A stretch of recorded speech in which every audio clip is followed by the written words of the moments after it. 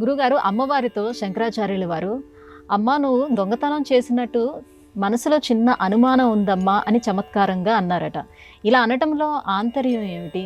అమ్మ చేసినటువంటి దొంగతనం ఏమిటి? త్వయా హృత్వా సౌందర్యలహరిలో శంకరాచార్యుల వారు చెప్పినటువంటి మాట.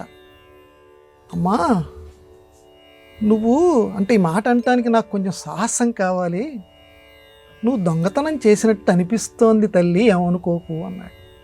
దీన్ని నిందాస్తుతి అంటారు. అంటే పైకి ఏదో కొంచెం నిందిస్తున్నట్టు కనిపిస్తుంది, లోపలంతా కూడా స్తుతి. ఏమిరా శంకరా, నేనేం తప్పు చేశాను, నన్ను పట్టుకొని నువ్వు దొంగ అంటున్నావు అని నువ్వు అంటావేమో అమ్మా. అమ్మ దగ్గర బిడ్డకి చనువు కదా. ఏం లేదమ్మా, మీరిద్దరూ అర్ధనారీశ్వరులు కదా. అర్ధనారీశ్వరులు అంటే సగభాగంలో శివుడు ఉండాలి, సగభాగంలో నువ్వు ఉండాలి.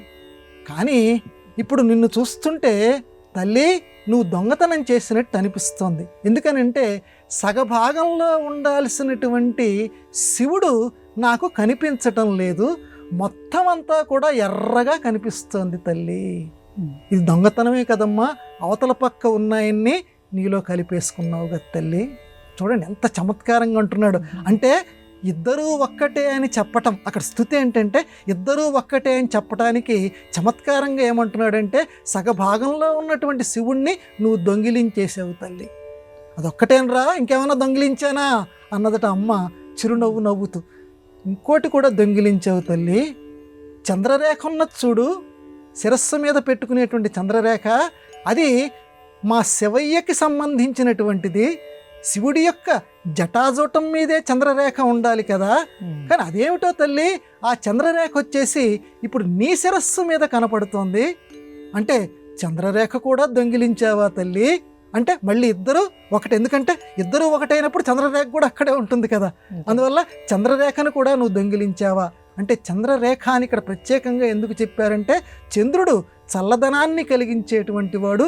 మా తల్లి నువ్వు కూడా మా హృదయాల్లో చల్లదనాన్ని నింపేటువంటి దానివి తల్లి అని చెప్పి ఇక్కడ ఆవిడ్ని పైకేదో దొంగతనం చేసావు అన్నట్లుగా చెప్తూ చక్కటి భక్తి భావాన్ని ఆయన ఇక్కడ మనకి ప్రతిపాదించాడు. అలాగే శివుడికి సంబంధించినటువంటి తెలుపు గుణం, అమ్మా ఆయనకి తెలుపు గుణం ఉండేది, ఇప్పుడు చక్కగా ఎరుపుగా కనపడిపోతున్నావు. అంటే ఎరుపు ఏం చేస్తుందంటే స్పందించేటువంటి లక్షణాన్ని పెంచుతుంది. అందుకే ఇప్పుడు ఏదైనా ఈ లోకంలో ఉద్రేకాలు తెప్పించేటువంటి సందర్భాల్లో కూడా ఎరుపు రంగుని వాడుతూ ఉంటాం ఇప్పటికీ లోకంలో కూడా. కాబట్టి శివశక్త్యాయుక్త అని చెప్పి ప్రారంభంలోనే ఆ మహానుభావుడు శంకర భగవత్పాదుల వారు చెప్పారు. స్పందించాలి అనంటే, ఆ శివుడు స్పందించాలి అనంటే ఇదిగో ఆ ఎరుపుదనంతో స్పందిస్తాడు. కాబట్టి ఆయనకు ఉన్నటువంటి ఆ తెలుపు గుణాన్ని కూడా నువ్వు లాగేసావా తల్లి. ఆ సత్వగుణాన్ని కూడా నువ్వు తీసేసుకుని లోకం మొత్తాన్ని నువ్వే ఆకర్షిస్తున్నావు తల్లి. ఇది దొంగతనం చేసినట్టే కదా. అంటే చాలా చమత్కారంగా. ఎందుకనండి ఇలాంటి శ్లోకాలు చదవటం, ఇలాంటి భావాలు చదవటం అంటే, ఇలాంటివి వింటుంటే అబ్బబ్బబ్బబ్బబ్బా ఏమి రాశారండి, ఏం భావాలని చెప్పి మన మనస్సు నిమిషంలో సగం సేపు అయినా సరే ఆ అమ్మవారి పాదాలు అయ్య పాదాలు తలుచుకుంటూ ఒక తెలియనటువంటి పారవస్యంలోకి వెళ్ళిపోతాం. అంత అత్యద్భుతమైనది శంకర భగవత్పాదుల వారి యొక్క సౌందర్యలహరి. దానిలో ఒక్క శ్లోకాన్నైనా రోజుకి చదువుకోండి, లేకపోతే ఆ శ్లోకంలో ఉండే భావాన్నైనా ఆస్వాదించవలసిందిగా అందరికీ మనవి చేద్దాం.